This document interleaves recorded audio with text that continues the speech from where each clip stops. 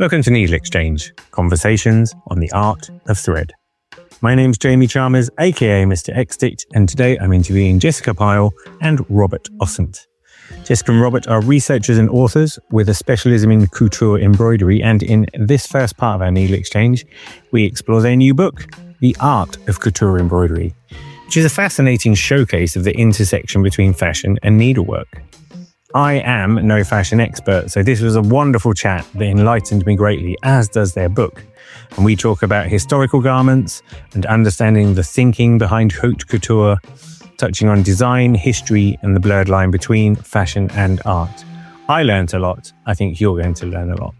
If you enjoy this episode, make sure you subscribe and share it with someone who loves textiles as much as you do, and I will be back next week with the second part of the chat. So until then, enjoy the show.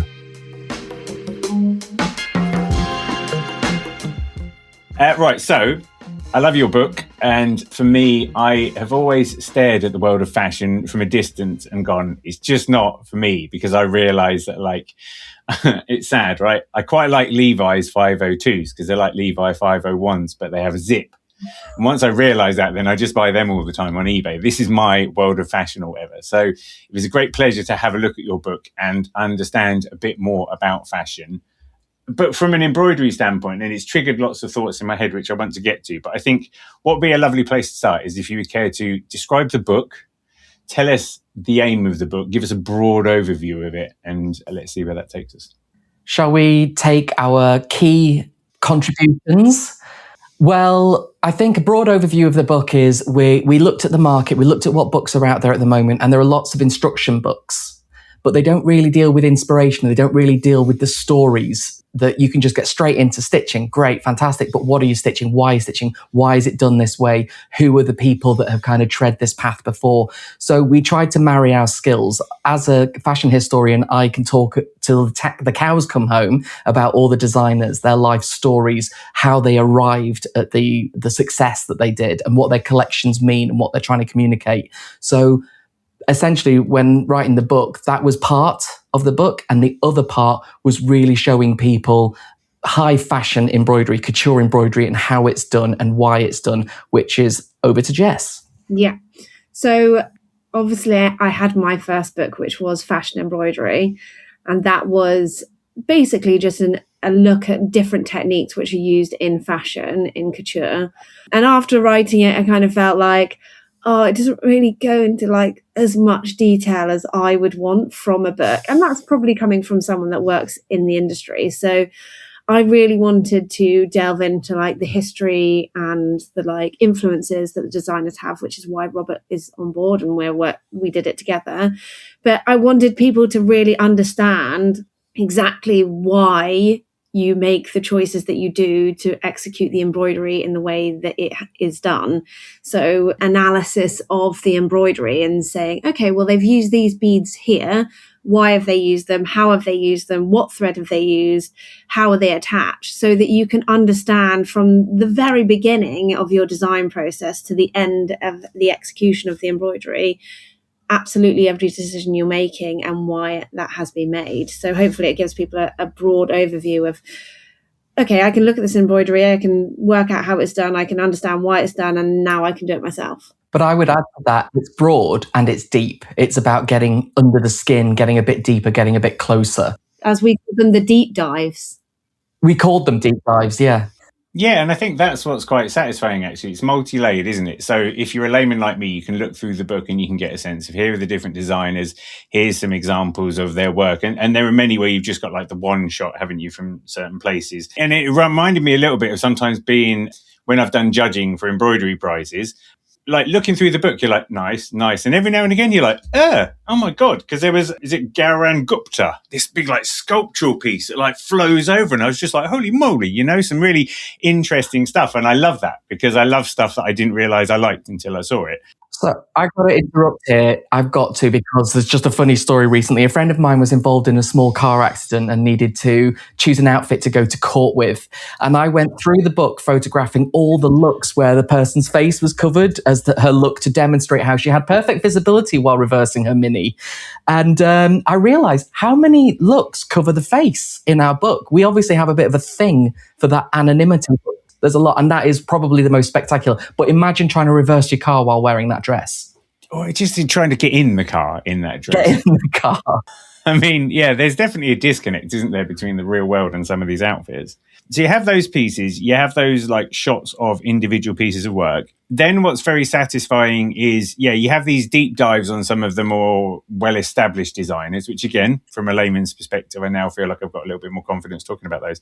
And then you've got these case studies, correct? Where you look at a specific piece and that's where you disassemble it and look at the machine embroidery or the types of beading and that sort of thing. Am I right with that? Yeah. It's mainly just hand embroidery that we go into the deep dive, but I think we've done. Yeah, because there were some butterflies, weren't there? I think those are the machine ones that I was thinking of, or is it actually like multi-layered pieces? So there is the butterflies from Schiaparelli, which I think would have been done by machine, but the way I've taught them is by hand. It's slightly different way they're executed on the catwalk, but yeah. Yeah.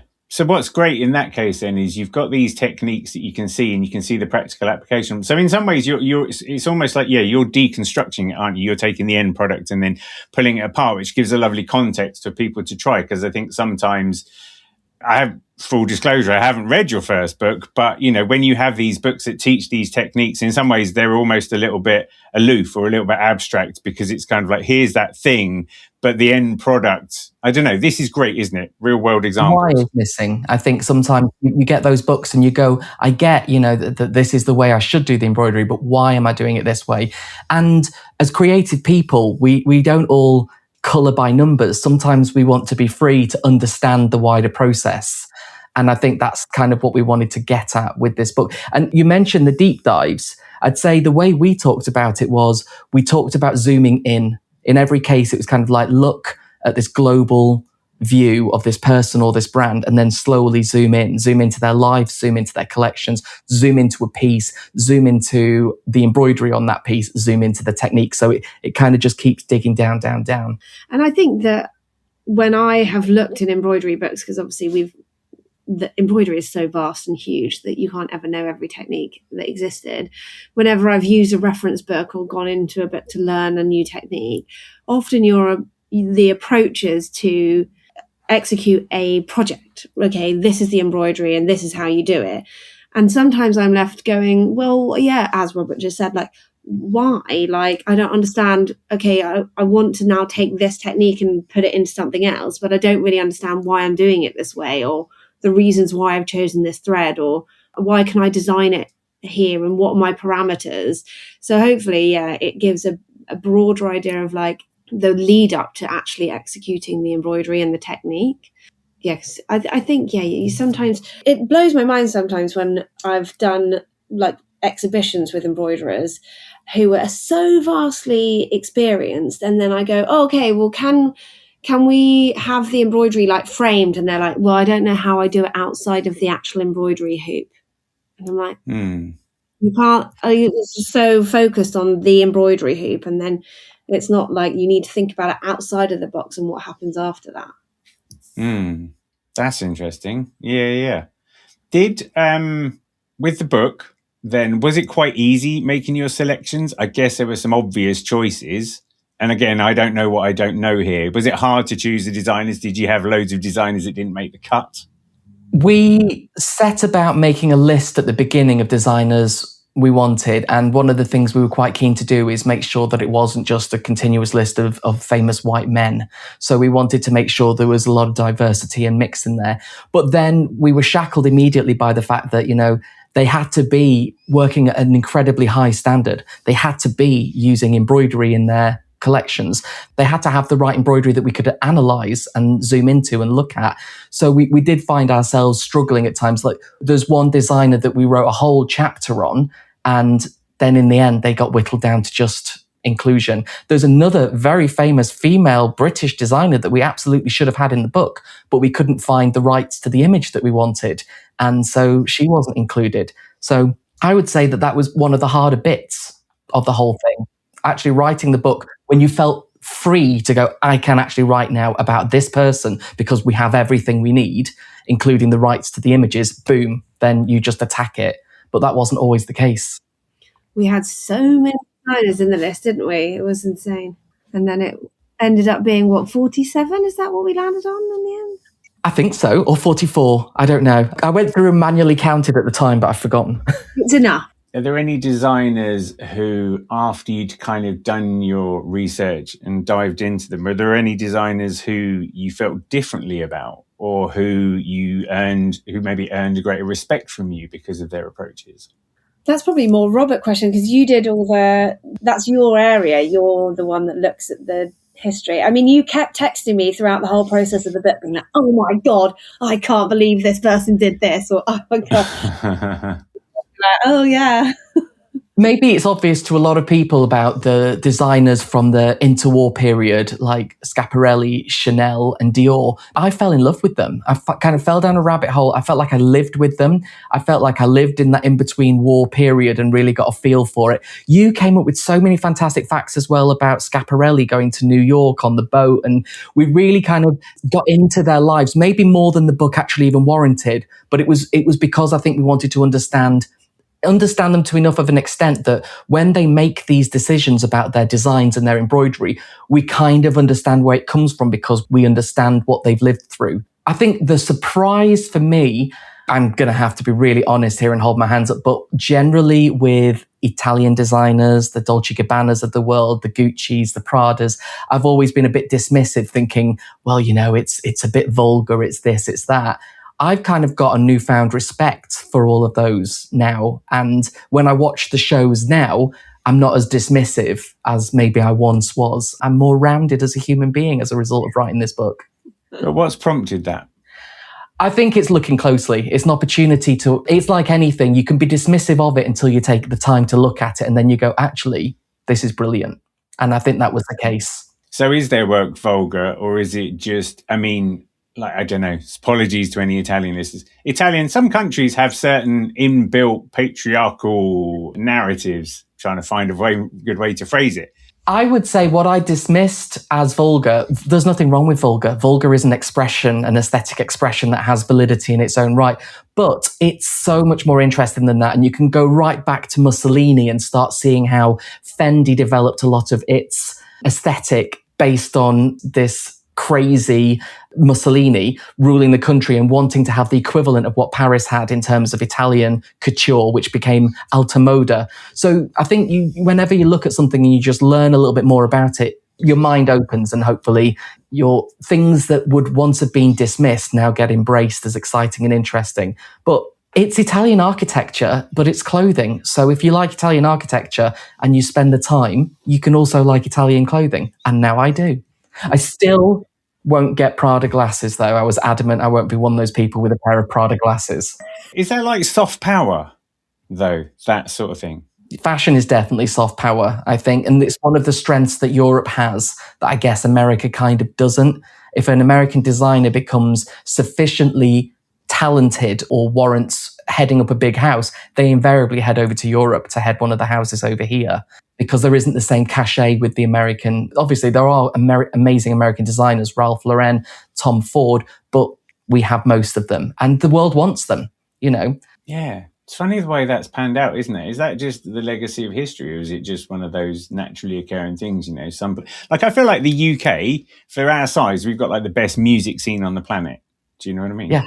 We're a lot of rich countries all smushed together. So I guess we're a great, powerful trading bloc. I wasn't actually saying anything that interesting. I just said, I think we did have a very good music industry. I don't know whether we can quite say it's the same now, but it's just one of those things, isn't it? It's like just the way, oh God, what was it? Like say spice routes and stuff. There are some things that happen in some places where it's just the way the world is constructed. And I feel like there is something about fashion and access to fabrics and access to colours and those sorts of things that made some of these countries real sweet spots, right?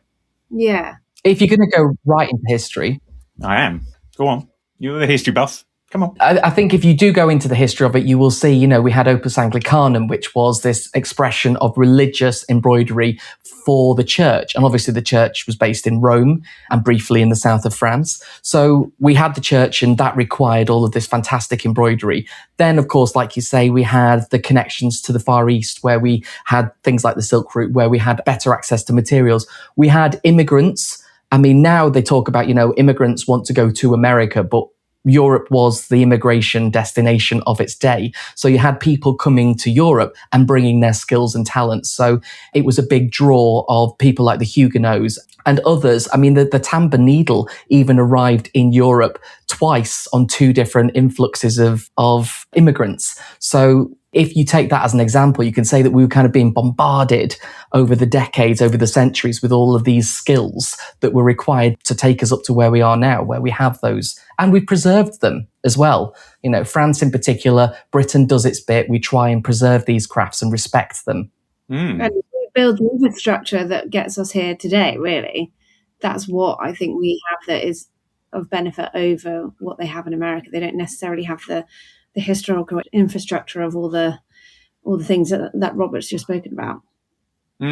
Yeah. Cool. I love a bit of history. It makes me feel it took me a long time. Like, I remember when I started out and I was Mr. X-Stitch, and I'm just making it up as I go along. And then at some point I went to the Ashmolean Museum and I stared at some Chinese textiles from like 750 BC or something. I just went, oh my God, history. You know what I mean? Like, suddenly you're just like, oh my God, because you could be involved in, I don't know, collectible toys made of plastic, and your history goes back 100 years if you're lucky. Whereas we're in like this like millennia. But it's also, I mean, it disintegrates. I think once Jess and I were at an archive in Amsterdam, I think, was it? Oh no, it was Leiden. And we saw a piece of textile that basically dated from 2000 years ago. And it was just a little tiny box and these little tiny crisscrosses that you had to look through with a magnifying glass. And it was a piece of textile the size of your thumbnail. But at the same time, it was like, this literally dates back 2000 years. That's amazing. And it was from the Middle East. So both of us immediately assumed it was like Jesus's loincloth. Had to be Jesus. He was the only guy. Had to be. Why would they keep it otherwise? That's brilliant. The book is not, I would say, a book for beginners, but it is a book for people who level up. I mean, my feeling is what it does is it a little bit unapologetic about the skills that are required. And I think there's nothing wrong with that. If someone was a new needleworker or a young embroiderer, do you think that they would be inspired by the book or intimidated by the book or both? Good question. I think that hopefully should be inspired. I think that was the main aim of the book. I guess we spent a long time, as we've already spoken about, deciding on the designers and ensuring that the quality of the images that we put in could really represent the embroidery that we were talking about. I was adamant that I wanted to get really close pictures of the embroidery so people can see. I think a lot of the time when you're looking at fashion images or catwalk images, you can't actually see the embroidery on them. Even when you go onto like Vogue runway, it's sort of sad sometimes, you know, you see this amazing piece on the catwalk and the photographer has taken photos of the shoes, photos of the bag, photos of the earrings, photos of the hair, photos of the makeup, and they have taken literally no photos of the embroidery. So you're like, How do I get that? How do I get to that? Like, I need to see it. So being able to open the book and look at it, the images there should inspire you to like want to learn more about embroidery. I'm going to do a plug here, but like, if you want to go back to the basics, buy my first book. Yeah, great shout. One thing we talked about though during the book is, you know, so much you can just look up on YouTube and learn how to do. And it feels like it's a waste of space in the book if we're trying to teach people some basics. And it's not necessarily the stitches that are being instructed in the book are difficult. If you look at the Christian Dior piece, it's split stitch. I don't embroider and I could do that, but it's more about how you approach this idea. And the execution is a simple stitch, but you're thinking about the creativity around it and why they've chosen it to do it this way and looking at the fantastic pictures for inspiration. So yeah, I think maybe more books like this are required because people out there have the skills. They probably just need to go deeper and push themselves further. And hopefully this book offers that. Yeah, I think you've hit the right balance. That's the thing, you know, I think it's the inspiration and it dials backwards from there. And there is that gap. And you're quite right, because if you got into the weeds about some of that stuff, then it would dilute the purpose of the book. Here's how to thread a needle. Yeah, that we spoke about that a lot, didn't we? I was like, oh, do I put in here, because obviously I was dealing with the practical side of it, like how to frame up, how to like put the fabric on a frame. And I was like, we're going to just waste so much of the book by explaining this when every single embroidery book that I open has this in it.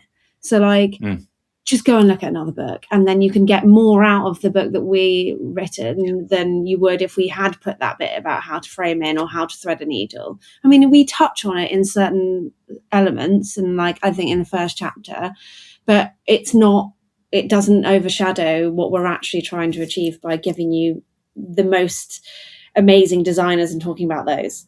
Yeah, that's what I mean. I think you've hit it. You've just found that right balance there. It reminds me of, so last March I did an exhibition at the Stitch Festival, and as what usually happens whenever I do these things, I go to the Royal School of Needlework. I'm like, hi, let's have some students come and teach some cross stitch, which is always a nice, easy thing for them to do. But what I love, and it happened this time, is you get this situation where you get first year degree students hanging out with second year degree students or even third year degree students. And it's so funny because the first years stare with amazement at the quality of the work that the second years have pulled off, while the second years are slightly cringing at their end of year sampler pieces. Do you know what I mean? Because they're looking back and going, oh my God, I'm so much better than that. And I just love that. I love the distance that's traveled that those people go through. And that's in a way what I wonder with this book. Hopefully it inspires, but there's, if someone was listening now and you were saying, Jess, this is the start, you're at the start of something, you can do this, you can grow into it. Like, what's the wisdom there? Because I think it is just putting in the reps, but I'm not a professional at this. So I wonder what you would say. Well, I don't necessarily, again, think that it's all about the execution. Yes, you can be very good at laying your stitching, but you do need to understand the process to get there, because if you're using the wrong beads or putting it in the wrong place or using the wrong base fabric or not supporting it or not understanding how to design it in a way that, we're talking about embroidery on a garment. So like, how are you designing that for the garment? Where are you placing that embroidery? How does it fit? Where does it sit on a seam? Is it working with a dart? Is it being placed on a fabric that can't hold it? You need to know all of that. And that does come from experience. But hopefully in the book, you can see how I've analysed the book, the pieces, and broken it down, and then start to learn how you can do that for yourself. A lot of it is experience. So you've got to start somewhere. Just to prove your own humanity, have you got any stories about when it really didn't quite work the way you expected? Oh, when it's gone wrong? Yeah, loads. I mean, obviously in my long life of working in embroidery, I've had many a time, specifically machine embroidery, where you'd like sew the front of a jumper to the back of the jumper, and it's like literally stitched together and the frame is like stuck around it, and you'd be like, the only way to undo this is just to cut the jumper off. So I've done that multiple times. I've stitched things. I did a curtain once, a really, really long curtain, and we rolled it. It was in hand embroidery and it was in gold work, and we rolled it to send it. And then when we unrolled it, the like passing had stretched. So then all the embroidery was bumpy, and these curtains were like 6 meters long. And we had to spend maybe a week re-pulling all the passing back through under each like couched area all the way. I know, it was just a nightmare. I don't even know how you would send that without rolling it up and to preserve the pattern. There wasn't another option. Yeah, I think in the end we did actually just like fold it. We folded it. So it was only messed up at certain points. Yeah, and then when we went to the curtain maker, we went with him. But you can only learn by experience. And like I was like, this is the way that we have to send it, is where we have to roll it. And then I opened it and I was like, this is not the way we should send it. That's good. I like it because I wanted just to ground it, because otherwise the thing that gets me about the world of fashion and embroidery in this sense is it feels sometimes, and even some of the pieces in the book feel like they're disconnected from the world that we stand in, you know, and it's a fascinating thing. And like one of the things I realize now is it's just like there's a big gap between what the consumer gets at the end of the product, but what appears on the fashion catwalk. So, I mean, you're absolutely right. And I don't want anyone to think that, like, a lot of the time, the things that walk down the catwalk are made the night before. And sometimes they are bodged. And, you know, I've seen pieces go down the runway where someone's like, oh, that's wrong. It needs to be black. And someone's got a Sharpie and they've literally coloured it in. Or like the crystals have run out and they can't get them and they need to like try and change the color of them. So they're painting them.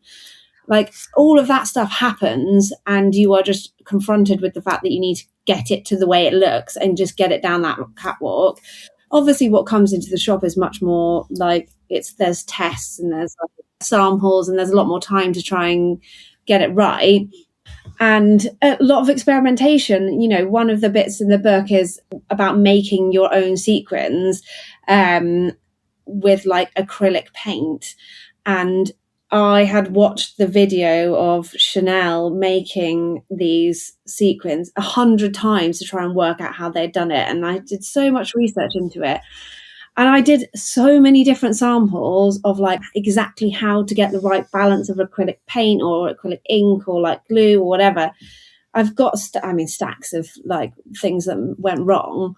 So yeah, there's definitely trial and error, research, development, all of it that goes into it. And often it's not as pretty as it looks going down the runway. It's just shoved off. But kind of going back to your question about the disconnect, these pieces that are going down the runway, particularly at haute couture level or alta moda level, are the concept cars of fashion. You know, that no one's driving around in a Mercedes concept car. It's there to get your attention and show what they're capable of, what they can really do when they put their minds to it, and maybe where the future is heading.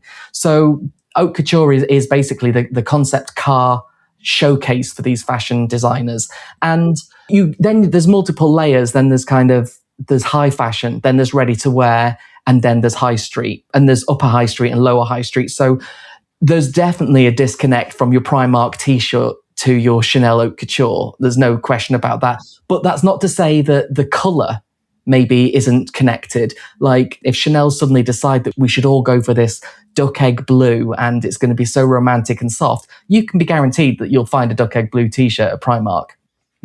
Is that disconnect between what turns up on the catwalk and what ends up in the show, is that a deliberate part of it? Is it almost like the catwalk is this sort of storytelling element then? It's just this opportunity to tell those tales and those will filter down like myths or like, I don't know, 10 commandments or something or other and get, like you say, get tested into reality. To an extent, but also it's kind of just a ginormous advertising exercise in a big way. Because the haute couture industry existed specifically at one time. So rich women, and it was always women, would sit in those salons. They'd see the pieces go past. They'd be carrying a number and they'd say, I want number 9, but I want it like with sleeves. And it would be made to their body measurements perfectly. And they would pay top dollar for that. There's only a handful of people left in the world that are actually doing that. And most of the process is they do these big shows that we all see and we hear about, and that generates advertising, free advertising and beautiful pictures and kind of gets that name in the press. Secondly, they'll probably gift or remake or custom offer pieces to celebrities who then wear them. So that's another layer of advertising. But those people are rarely actually buying that. They're being gifted everything from the dress to the jewelry to the shoes. And that's all part of that advertising ecosystem. So in reality, what used to be a practical way of buying high-end clothes has almost entirely been transformed into a marketing and advertising message. People could argue this. This is not like 100%. There are still lots of people out there that spend a fortune on haute couture dresses, but I doubt it's enough to sustain the companies like it used to be. Yeah, and is it, I mean, when you look at the examples in the book, are those more likely to be like one-of-one objects, like you say, like concept cars and stuff? Is there the likelihood of any of those being vaguely mass-produced? Very little. They would take, obviously, the catwalk show, the couture show, is a snapshot of what the upcoming collection will be in the shop. So it's not, as Robert said earlier, if it's a duck egg dress, I'm not talking about going into Primark, but they would take a pared back version of that takes elements, shapes, colours, some embroidery, the concept of it, that would then appear in the shop. So you're seeing an elaborated version in the highest quality possible, walking down that catwalk to inspire you to see what comes next into the shops. But there are still some designers that are operating at haute couture. They don't have a ready-to-wear line. They don't even have a perfume. And they are, in theory, they're operating off investors and a few haute couture purchases. But the goal will always be to have a ready-to-wear line, to have a perfume, to have bags and accessories. So they can maybe operate for maybe as much as 10, 15 years off investor money and a little bit of those haute couture customers, the thin batch that still exists. But yeah, the goal will always be, we need to get something accessible. So in some ways, what you're seeing on the catwalk are almost like the myths that are being created that then the world is constructed around. Yes, 100%. Right. And you can see that with the last Matthew Blazy show. He was very much sort of signaling the direction he was going with Chanel. And it was very out of this world. Literally, it was like it was a solar system. And the clothes were bigger and brighter. There were more colours. It was a huge departure from previous Chanel shows. And it was a real statement of changes here. And then the biggest change that came through that everyone actually clocked when pieces were available to buy were that the prices were out of this world. The prices had shot up. So obviously these things are already expensive anyway, but yes, I think beautiful work if you could afford it. All right, so this is a good one. So this feels like a question that's a bit of our times in. Like fashion, like you say, a lot of it is about the value. You look at the work, you understand the work's taken a long time to make. There's a lot of effort that's gone into it. And as you say, then the prices go out of this world. Yet, I'm buying my jeans on eBay, trying to get the best sort of value price that I can. It feels like you get this one realm where value and beauty and aesthetic is the everything. And then everybody else seems to be like trained to get the cheapest possible thing. And the concept of value becomes largely irrelevant because you look at fast fashion and you look at like, you know, mass produced stuff that falls apart and like nobody ever darns a sock because you don't need to. What's your take on the disconnect there? Is it so far apart now that it can't be resolved? What's your take? Well, I talk about sustainability in fashion quite a bit, and I do think that it's depressing because at the bottom end, you're often kind of underpaying. And it's like the old farmers thing, you know, how can you possibly buy eggs for £1? Like, what's the farmer getting? And it's the same in fashion. You know, what is the person who's ultimately sewing together these shirts or making these socks? What are they getting when you're paying 50p for a pair of socks? It's a bizarre economy and it doesn't really work. But like you say, at the bottom end, we're all kind of scrambling to try and get a good deal. But at the top end, they have so much money that it doesn't even concern them and they can be buying these things. I think it's almost eat the rich time, isn't it? You don't really have another way to put it. Where's our French Revolution when we need it? It does. It's not just the fashion industry that happens in. It's every industry, essentially. If you look at like interior furniture, you've got IKEA and then you've got everything else at the top. You know, you can buy a lamp for £4,500 if you wanted to, but you can also go to IKEA and buy it for 25 quid. And we all shop at IKEA, don't we? Yeah.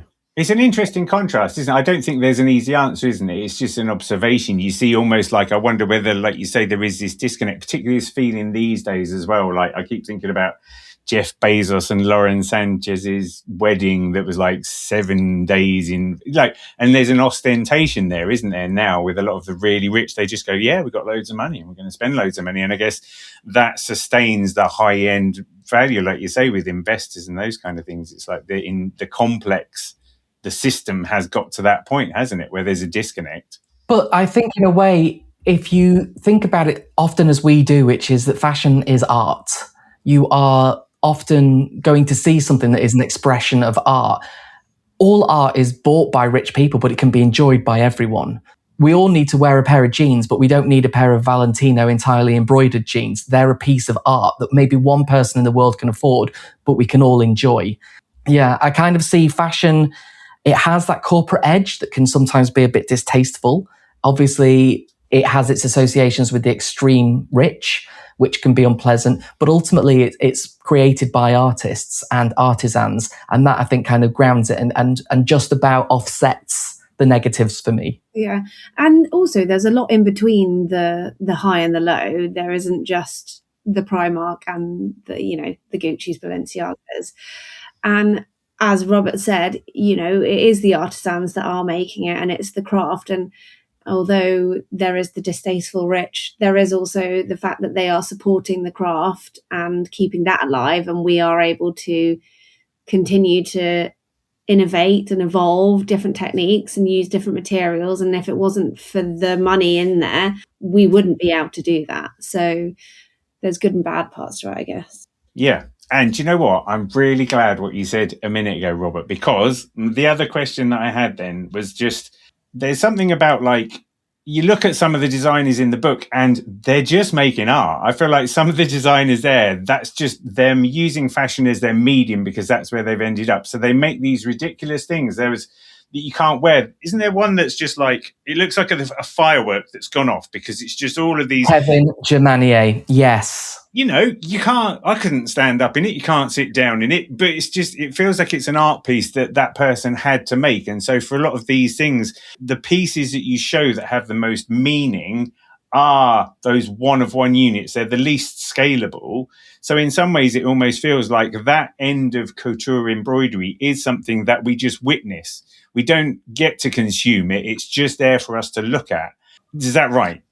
The Kevin Germanier piece that you're talking about is interesting on so many levels because it's also a commentary on sustainability, because he creates these wild embroideries, these impossibly beautiful and eye-catching pieces, and he is doing it all with found materials, recycled materials. He's got the balance now where he's creating these showcase pieces that get the press and get the attention and everyone goes, wow, but you can't sit in it. Imagine going around Tesco wearing that. And we make those jokes, but he's also selling a line of bags that have recycled beads, recycled elements. So it's not like he's just doing a sustainable spectacle and then, selling crap to the masses. It's in the DNA of his collections is the DNA of his ready-to-wear objects. Yeah. We love Kevin Germanier. He was the last person we put in, wasn't he? I kept texting you being like, Robert, have you seen this? Quick, we need to get it in. We're handing in the book tomorrow. As we were handing the book in as well, I think he just dropped a new collection and it was even more wow. And we were like, going to the publishers going, could we just, and they're going, no, you've had enough, stop. Because we just wanted to just slide one extra image in, but they weren't having it. Yeah. It just seemed fascinating to me that you get to that fringe point where there are just those people that are making these things, and even they probably recognize, as you just said, they're not functional. It's just that's their expressive output. That's the medium that they've chosen. Is there a certain genre of couture embroidery that falls within that? Is that like the fine art version and the rest is like the art version? Do you know what I mean? Are there stratas to this that I don't understand? I don't think so. I wouldn't say I've noticed that. I think different designers or different brands will play with silhouettes or the shape of the body or how to create a different image from someone walking down the catwalk. How does that reflect? How does that change this? How does this change that? It's all just about the expression of the designer, I guess. And they express themselves just in the same kind of diversity as artists do. Like some artists are a bit conceptual, like Miuccia Prada. Like her clothes are very wearable, but there's always some kind of really intellectual thinking behind it. Like I think the last collection's kind of inspired by European women working in domestic services. So everything's a little bit utilitarian and there's lots of like yellow marigolds. But ultimately all the clothes are completely wearable, but she's got this huge intellectual artistic message that she's put into her collection. And there's other designers that are kind of at the opposite end of the scale entirely, like Michael Kors and the Row, where you don't come away with any kind of intellectual or artistic message, but the clothes are nice. Or Schiaparelli. Oh, Schiaparelli's like it's art, it's linked to art, it's intellectual art. She was called disparagingly by Chanel as that Italian artist that makes clothes. Yeah. That was intended as an insult, apparently. They hated each other, Chanel and Schiaparelli. But yeah, Schiaparelli and Alexander McQueen are often framed as artists that just happen to be working in fashion. And you can see her inspiration is so inspired by surrealism, and you can see that playing out. Obviously now it's not her, but they still carry that theme through. And she was friends with Dali, wasn't she? Yes. Yeah. Possibly more. Possibly more. They were all mates, weren't they? Well, apart from Chanel and Schiaparelli, she has this story where she was at a party together, Chanel and Schiaparelli, and she tried to maneuver Schiaparelli into a lit flame to set her on fire. That's love. That's class. That is. That's fashion. What sort of what period are we talking about then? When would that have been? That would have been the 1930s. Basically, they were the interwar period, Schiaparelli and Chanel and Dior. And Schiaparelli went. That business basically floundered after the Second World War and was restarted recently. Chanel, obviously, absolutely carried on successfully. One of the sad things about Christian Dior that most people don't realize is, I think most of us know 1947, he exploded onto the scene with the new look and kind of created an optimism and vibrancy that France very much needed after the war. But he died in 1957. He only got to ride that wave for 10 years. So Christian Dior as a brand is so famous, but he himself really only was the head of that brand in his own lifetime for 10 years. That I don't think that means anything. I found out a recent fact today. How long do you think the Spice Girls were at their peak? Oh, yeah. Wow, pivot. Operate, as in like how long did they make music for? 10 years? 8 years? No, 3. Yeah. Really? Little Mix, 10. Do you know, but the Beatles, 8. The Beatles did all of their albums and that inside of 8 years. And you just like, there's a band, oh God, the Avalanches, who I really like, 14 years between albums. Could have got 2 lots of the Beatles out then. Yeah, sometimes. And that's like, so with stuff like that, you know, the legacy, is it that these designers were incredibly smart business people as well? Because I feel like there's the trade, isn't there? There's the economic success and then the creative success. And as we see, I guess, with some of the designers you're showing, they're plugged into the existing economic structures that have gone before. Is that right? I think it's horses for courses. Schiaparelli is an example of someone who wasn't financially great, kind of got there. Chanel was someone who was always financially, she was always thinking about the bottom line. She negotiated with her embroiderers and switched embroiderers to someone who was like a Russian emigre princess who was down on her luck because she was cheaper. So, some people are very, very business savvy. Others, if you look at John Galliano, if you read the stories about him, he very much relied on partners that were good at the money side of things because he was not. And as is the way with so many fantastic artists. So I think there's almost a kind of a look to it in the long run. If you end up being a Louis Vuitton, one of the most famous brands in the world, where you start from as a luggage designer, there's just so many fortunate things that happened along that path to land you where you are today.